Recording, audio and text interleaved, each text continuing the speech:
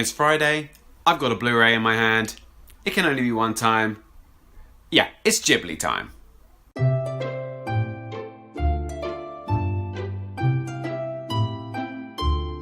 Hello lovely people of YouTube and welcome back to Mark on Life and Ghibli Time. Thank you everybody that watched last week's episode, which was from up on Poppy Hill. If you haven't seen that episode, I will leave a link in the description and at the end of this video. This week we're covering the first Ghibli film that I watched at the cinema. That is the excellent The Wind Rises.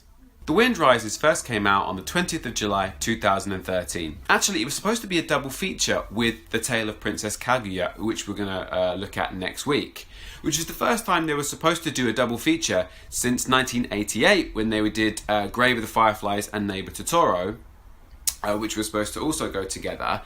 But in this case, it didn't actually happen, and Kaguya was delayed until November of 2013. Japanese title of this one is Kaze Tachinu, which is absolutely bang on, exactly the same, so no need to cover any further. It was the #1 movie for 2013 in Japan, earning itself 1.6 billion yen, which is $113 million, and was nominated for an Oscar, an Academy Award, and a Golden Globe. So, pretty successful, this one. Director of The Wind Rises is Miyazaki Senior that is, and music was Joe Hisaishi again. It wasn't actually supposed to be the next film that Miyazaki was going to direct. After Ponyo, he had planned to do a sequel, which is technically apparently still in the works, but I'm not sure exactly where they're up to. I will get back to you on that one.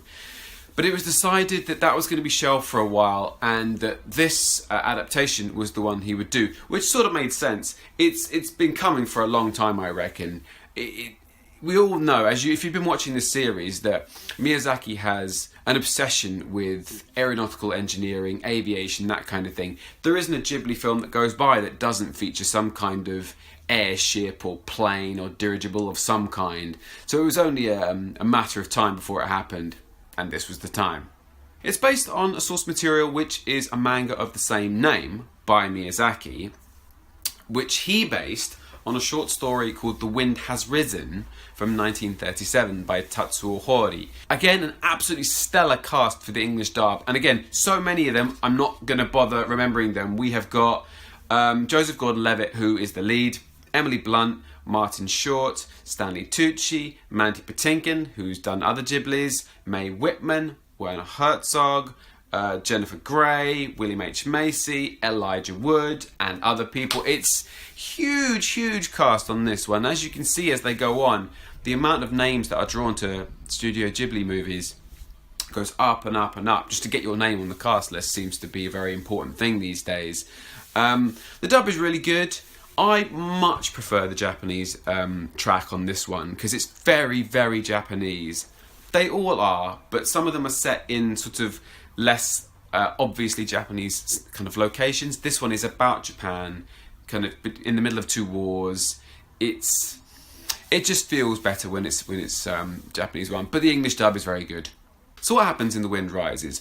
Well, this is a fictionalized biography or biopic of Jiro Hirokoshi, who was a real person. He was the designer of the A5M and the A6M Zero fighter planes, which were used in World War II.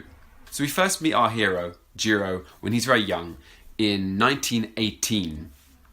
And he realizes through a series of dreams and just generally that he is not going to be able to fulfill his dream of being a fighter pilot because he's nearsighted, very nearsighted. His eyesight isn't particularly good.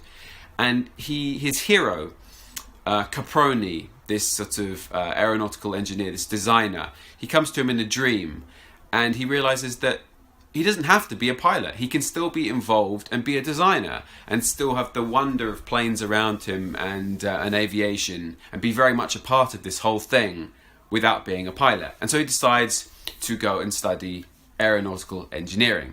Cut forward to 1927, Jiro has graduated from Tokyo Imperial University and is going to design a brand new aircraft called the Falcon. He's working very hard every day. His manager is not a particularly fun person, a bit of a hard ass. But unfortunately, after a failed test, the Falcon is abandoned. And it's decided that Jiro will go to Germany to start work on a new bomber. So Jiro gets to Germany, but it's not a particularly great start because there's a bit of tension between the German and the Japanese. They're not really given full access, even though they're there to help. It doesn't feel like they're particularly welcome there. And Jiro sort of has the feeling that Japan are so behind. You know, Germany are using all metal in their planes, Japan are using wood and other materials. It just feels like they're so behind in a race that's already going that how are they ever going to catch up? Jiro keeps dreaming of Caproni, his hero, all the time, and at the same time it's been decided again that he's going to be sent west away from Germany to see the world as he heads his way back to Japan. Back in Japan, in Nagoya, Jiro's made lead designer on this brand new project, this new fighter plane, this very exciting project. And he's staying in a local hotel where he meets this girl who turns out to be the grown version of a girl he met many years ago. There was an earthquake in Japan which destroyed loads of a village and huge fires, and he saves a young girl and her mother. And so this girl, many, many years later, all grown up now, is that girl. And they start to get to know each other and form a friendship and start to fall in love and eventually get engaged. Although she warns him that she has tuberculosis and is very ill, so she wants to get well first. So they get engaged. His new fiancée, Naoko, is in Tokyo and he's working away in Nagoya. And while he's working and also being chased by the secret police who seem to be chasing everyone at the moment, he gets a telegram that Naoko has had a lung hemorrhage and is not very well at all. And so while he's working on this plane and loads of stuff at the same time, rushes back to Tokyo to see how Naoko is doing. And that's where I'm going to leave it. I want you to discover the rest. What happens to Naoko? Does she recover quickly, slowly? What happens? Are they able to get married? What happens with his new project? The plane, is it successful? Is it unsuccessful? We're between two wars now, so you know what's the future of what Jiro is going to do. I will leave it all up to you. Do I recommend The Wind Rises? Yeah, I do. It's really good. Now, I will put a warning on this that it's not a normal Ghibli film. It doesn't feel like a standard one. I think children would find this film quite boring. It's a very mature, grown-up Ghibli film. It's basically just like watching a normal movie. It has quite slow pacing. It's mature in its themes, its dialogue, all that kind of stuff, its characters. It doesn't have the sort of more kind of youth-like charm of sort of My Neighbor Totoro, that kind of thing, or Ponyo. It's a more serious film, which is why Miyazaki stood away from making it to start with, but actually it was a great idea because it did very well. But I'll just put that caveat on it. If you're looking for a kind of a light-hearted, sort of charming Ghibli, this is not the one for you. If you're looking for something a bit more mature, a bit more adult, sort of more like a sort of standard cinematic feature film, this is for you. But it's very good, so give it a try. That's all for this week. Give me a big thumbs up if you like this video. Share it anywhere you want. Leave me a comment. Did you like The Wind Rises? Have you seen it? What did you think? And subscribe to my channel to see more. Next week we're going to cover a very different type of Ghibli, completely different animation style which we saw once before, which is The Tale of Princess Kaguya.